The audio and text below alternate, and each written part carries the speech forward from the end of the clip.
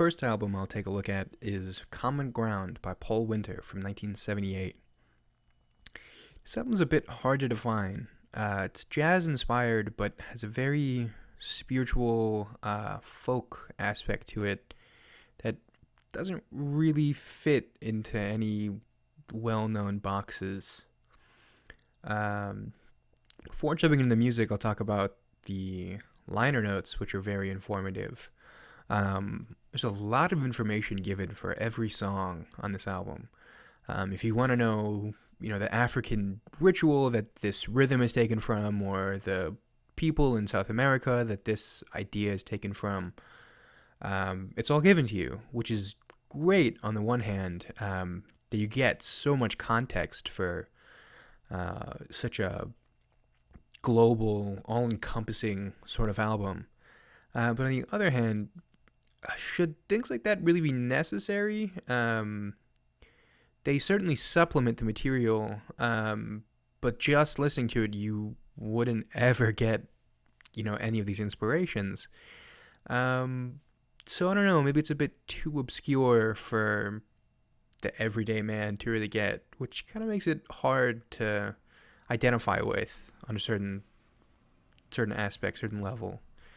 Um, Something else that I figured out through reading the album, though, was it was recorded only a few towns from where I grew up, which is amazing. I had no idea that there was ever a recording studio there, or that anyone, had taken interest or knew that the area existed, let alone record, at least in part, such a well thought out and contemplative album such as this. Um, it's very atmospheric overall.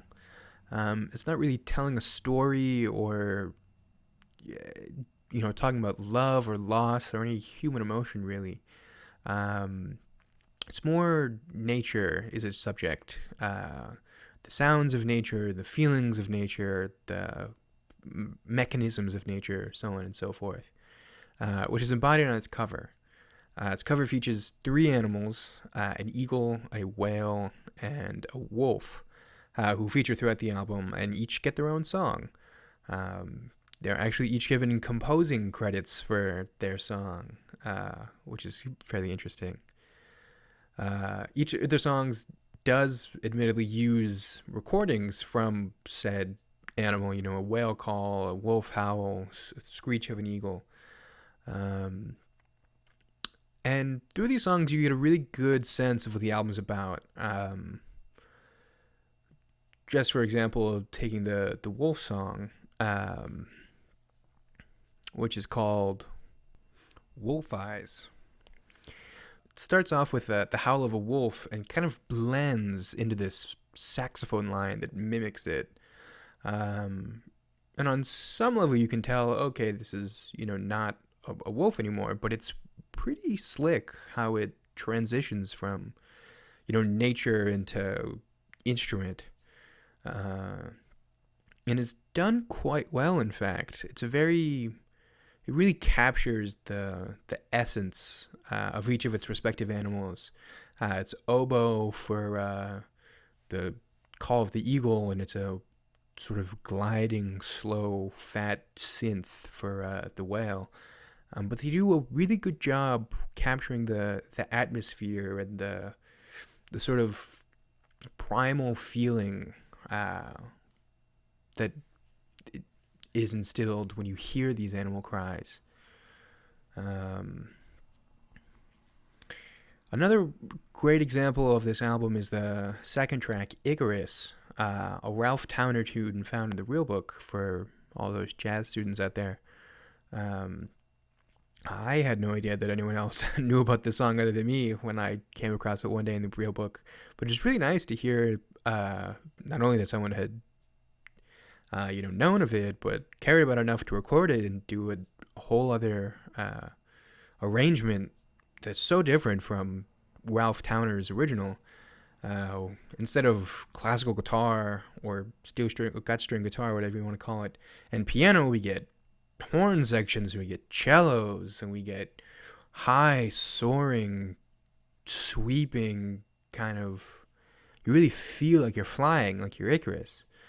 Um, which is again interesting. I don't know if that necessarily does the song service. It's a very cool, interesting, well executed feeling. But in the original, there's this sense of, the downfall of Icarus, of flying too close to the sun, and it's a bit ambiguous if the song is, triumphant, or you should learn a lesson from this. But in Ralph Towner's, or excuse me, in Winter's version, it's certainly very soaring. It's not ambiguous. It's feel good. It's happy. It's great. Which I don't know. You sort of lose that original complexity that the original song has. In addition to animals, we also get a couple of other different embodiments of nature. A song about a fisherman that's very cool. What nature's like at night, I think of sort of a wood scene, and how not quiet nature really is when humans go to sleep. A very lovely sort of lullaby kind of song on what it feels like to take a rest and to lie down and to really get respite from whatever it may be. This album is it is itself. It's not really trying to be anything else. Certainly not trying to be a popular, pop music.